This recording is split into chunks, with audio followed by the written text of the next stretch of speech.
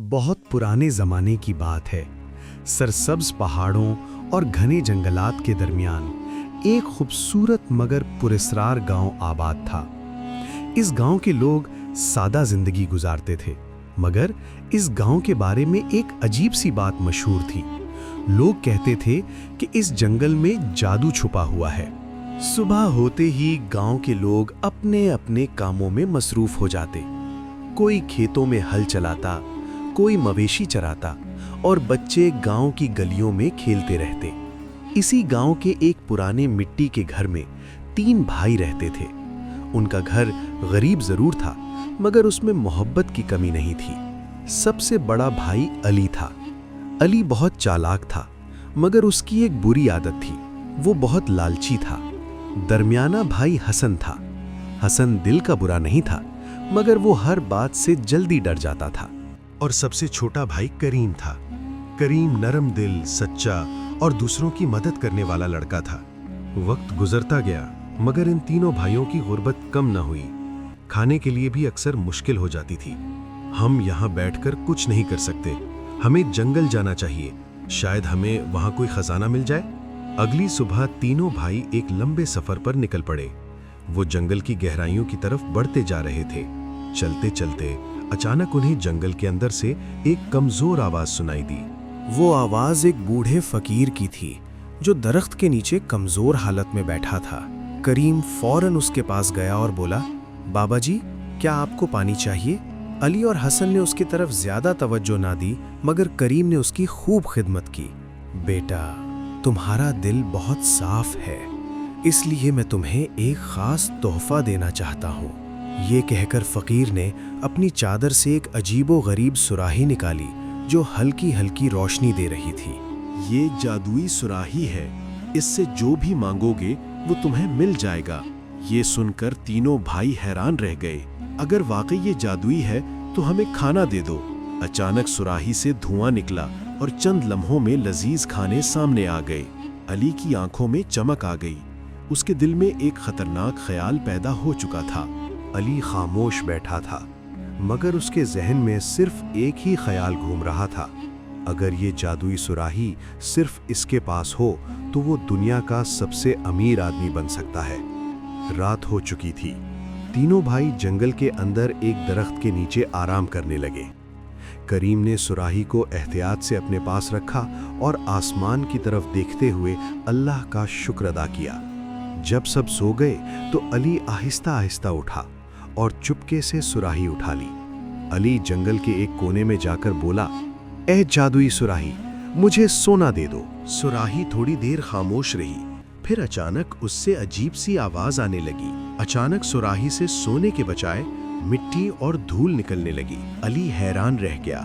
वो बार बार सुराही से सोना मांगता रहा, मगर हर बार मिट्टी ही निकलती रही। अचानक जंगल में एक गूंजती हुई आवाज सुनाई दी। वो उसी फकीर की आवाज थी। उसने कहा, लालच करने वाले के लिए ये सुराही कभी काम नहीं करेगी। ये सुनकर अली के हाथ कांपने लगे और उसके चेहरे पर खौफ जाहिर होने लगा। सुबह होते ही करीम ने देखा कि सुराही गायब है। करीम ने हसन से पूछा, सुराही कहाँ गई? इतने में अली वापस आया और उसका चेहरा मिट्टी से भरा हुआ था। आखिरकार अली ने सारी बात सच सच बता दी। करीम ने अली की बात सुनकर अफसोस से सर हिलाया और बोला, भाई, हमें लालच नहीं करना चाहिए था। ये सुराही हमें नेकी के लिए मिली है। डरते हुए बोला, अगर इस जादुई सुराही की कोई सजा हुई तो? अचानक सुराही हल्की सी चमकने लगी, जैसे वो तीनों भाइयों को किसी इम्तिहान के लिए तैयार कर रही हो। करीम ने कहा, चलो गांव वापस चलते हैं, शायद ये सुराही हमारे गांव के काम आए। चलते चलते उन्हें जंगल के अंदर एक अजीब सी नीली रोशनी नजर आई। जब वो करीब गए तो देखा कि एक बहुत बड़ा दरख्त रोशनी दे रहा था। अचानक उस दरख्त से एक जादुई रूह जाहिर हुई। रूह ने गूंजती हुई आवाज में पूछा, कौन हो तुम और इस जादुई सुराही के साथ यहाँ क्यों आए हो? करीम ने अदब से जवाब दिया, हम मुसाफिर हैं, ये सुराही हमें एक फकीर ने दी थी। रूह ने कहा, अगर तुम वाकई नेक दिल हो तो तुम्हें एक इम्तिहान देना होगा। रूह ने कहा, इस जंगल में एक जख्मी हिरन है, अगर तुम उसे बचा लो तो तुम पहला इम्तिहान पास कर लोगे। तीनों भाई फौरन जंगल में उस हिरन को तलाश करने निकल पड़े। आखिरकार करीम को एक जख्मी हिरन नजर आया जो झाड़ियों में फंसा हुआ था। करीम ने सुराही से कहा, इस हिरन को ठीक कर दो। चंद लम्हों में हिरन ठीक हो गया और खुशी से जंगल में दौड़ गया। जब जख्मी हिरन सेहतमंद होकर जंगल में दौड़ गया तो पूरा जंगल जैसे खुशी से झूम उठा। दरख्तों के पत्ते हवा में सरसराहट पैदा करने लगे और आसमान से हल्की सी रोशनी जमीन पर उतरने लगी। अचानक वो जादुई रूह दोबारा जाहिर हुई। उसके चेहरे पर मुस्कुराहट थी। उसने कहा, तुमने पहला इम्तिहान कामयाबी से पास कर लिया है। तुम्हारे दिल में वाकई रहम और मेहरबानी है। रूह ने आहिस्ता आहिस्ता अपने हाथ ऊपर उठाए और जंगल में एक अजीब सी रोशनी फैल गई। फिर उसने कहा, लेकिन सफर अभी खत्म नहीं हुआ। अगर तुम वाकई इस सुराही के काबिल हो तो तुम्हें एक और इम्तिहान देना होगा। जंगल के अंदर एक तारीक गार है जहां एक कीमती जादुई पत्थर छुपा हुआ है, मगर उस गार की हिफाजत एक खौफनाक मखलूक करती है। ये सुनकर हसन के चेहरे का रंग बदल गया।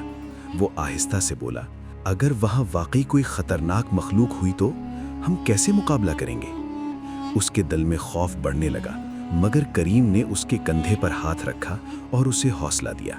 करीम ने पुरसुकून लहजे में कहा, डरने की जरूरत नहीं। अगर हमारा मकसद अच्छा है तो हमें जरूर कामयाबी मिलेगी। उसकी बात सुनकर हसन के दिल को कुछ तसल्ली हुई और अली भी खामोशी से उनके साथ चलने लगा। कुछ देर चलने के बाद वो जंगल के एक सुनसान हिस्से में पहुंच गए। वहां एक बड़ी और तारीक गार मौजूद थी। उसके अंदर से ठंडी हवा आ रही थी और माहौल में अजीब सा खौफ फैल रहा था। तीनों भाई आहिस्ता आहिस्ता गार के अंदर दाखिल हुए। उनके कदमों की आवाज गार की दीवारों से टकराकर गूंजने लगी। अंदर मुकम्मल अंधेरा था, सिर्फ जादुई सुराही की हल्की रोशनी रास्ता दिखा रही थी। अचानक गार के अंदर से एक खौफनाक गुर्राहट सुनाई दी। ऐसा लग रहा था जैसे कोई बड़ी मखलूक अंधेरे में हरकत कर रही हो। चंद लम्हों बाद अंधेरे में दो चमकती हुई आंखें जाहिर हुईं। फिर आहिस्ता आहिस्ता एक देव हेकल जंगली मखलूक सामने आ गई। ये मंजर देखकर हसन खौफ से पीछे हट गया। उसके हाथ कांपने लगे और उसने कहा, हमें यहाँ से वापस जाना चाहिए। लेकिन करीम ने हिम्मत नहीं हारी। उसने जादुई सुराही को मजबूती से पकड़ा और आहिस्ता से बोला, हम किसी को नुकसान नहीं पहुंचाना चाहते। हम सिर्फ जादुई पत्थर लेने आए हैं। जैसे ही करीम ने यह कहा, सुराही अचानक रोशन हो गई। उससे सुनहरी रोशनी निकलने लगी जिसने पूरे गार को जगमगा दिया। इस रोशनी के असर से वो खौफनाक मखलूक आहिस्ता आहिस्ता पुरसुकून होने लगी। उसकी आंखों की चमक कम हो गई और वो खामोशी से एक तरफ हट गई। अब गार के दरमियान एक चमकता हुआ नीला पत्थर नजर आ रहा था जो हैरत अंगेज रोशनी फैला रहा था। करीम ने एहतियात से वो जादुई पत्थर उठाया। जैसे ही उसने पत्थर को हाथ में लिया, गार के अंदर रोशनी फैल गई। उसी वक्त जंगल की रूह दोबारा जाहिर हुई और उसने कहा, तुमने दूसरा इम्तिहान भी कामयाबी से मुकम्मल कर लिया है, मगर याद रखो, सबसे मुश्किल इम्तिहान अभी बाकी है। फिजा में बिजली जैसी रोशनी चमकी और जंगल के दूर हिस्से का मंजर जाहिर होने लगा। उसने कहा, इस जंगल के करीब एक जालिम जादूगर रहता है जो अपनी ताकत के लिए मासूम लोगों को कैद कर लेता है। उस मंजर में एक खौफनाक किला दिखाई दे रहा था। उसके इर्द गिर्द स्याह बादल मंडला रहे थे। ये मंजर देखकर हसन का दिल जोर जोर से धड़कने लगा। वो घबरा कर बोला, हम इस खतरनाक जादूगर का मुकाबला कैसे करेंगे? करीम ने पुरएतमाद अंदाज में कहा, अगर वो मासूम लोगों को नुकसान पहुंचा रहा है तो हमें उसे रोकना होगा। अली खामोश खड़ा सब कुछ सुन रहा था। उसके दिल में अभी भी लालच था, मगर इस सफर ने उसके दिल को आहिस्ता आहिस्ता बदलना शुरू कर दिया था। तीनों भाई जंगल के तारीक रास्तों से गुजरते हुए उस खौफनाक किले की तरफ बढ़ने लगे। कुछ देर बाद वो किले के बड़े लोहे के दरवाजे के सामने खड़े थे। वो दरवाजा बहुत भारी और खौफनाक नजर आ रहा था। किले के अंदर से लोगों की कमजोर आवाजें आ रही थीं। ऐसा लग रहा था जैसे कई लोग अंदर कैद हो। अचानक किले के दरवाजे खुद ब खुद खुल गए और अंदर से एक लंबा सियाह लिबास पहने जादूगर बाहर आ गया। जादूगर जोर से हंसा और बोला, तुम जैसे कमजोर इंसान मुझे चैलेंज करने आए हो? ये देखकर करीम ने जादुई सुराही को मजबूती से पकड़ा।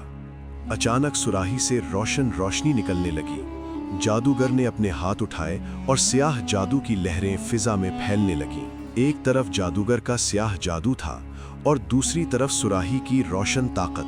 پورا آسمان بجلی کی چمک سے روشن ہو گیا۔ یہ ایک ایسی لڑائی کی شروعات تھی جو تینوں بھائیوں کی تقدیر بدلنے والی تھی۔ سیاہ جادوگر نے اپنی لمبی جادوئی چھڑی کو فضا میں بلند کیا۔ قلعے کے اوپر سیاہ بادل جمع ہونے لگے اور آسمان میں زوردار گرج چمک شروع ہو گئی۔ اچانک اس نے اپنے ہاتھ سے سیاہ جادو کی ایک خطرناک لہر تینوں بھائیوں کی طرف بھیجی۔ زمین ہلنے لگی اور ایسا لگ رہا تھا جیسے پوری فضا ایک بڑی جادوئی جنگ کی گواہ بننے والی ہو۔ کریم نے فوراً جادوئی سراہی کو مضبوطی سے پکڑ لیا۔ اچانک اس سراہی سے تیز سنہری روشنی نکلنے لگی جو پورے میدان میں پھیل گئی۔ یہ روشنی اتنی طاقتور تھی کہ اس نے اندھیرے کو پیچھے دھکیلنا شروع کر دیا۔ اب ایک طرف جادوگر کا سیاہ جادو تھا اور دوسری طرف سراہی کی سنہری روشنی۔ آسمان میں بجلیاں چمک رہی تھیں اور دونوں طاقتیں ایک دوسرے سے ٹکرا رہی تھیں۔ یہ منظر ایسا تھا جیسے روشنی اور اندھیرا آمنے سامنے کھڑے ہوں۔ اسی دوران علی آگے بڑھا۔ اسے اپنی غلطی کا احساس ہو چکا تھا۔ اس نے سمجھ لیا تھا کہ لالچ انسان کو تباہی کی طرف لے جاتا ہے۔ اب وہ اپنے بھائیوں کے ساتھ مل کر اس بلائی کا مقابلہ کرنا چاہتا تھا۔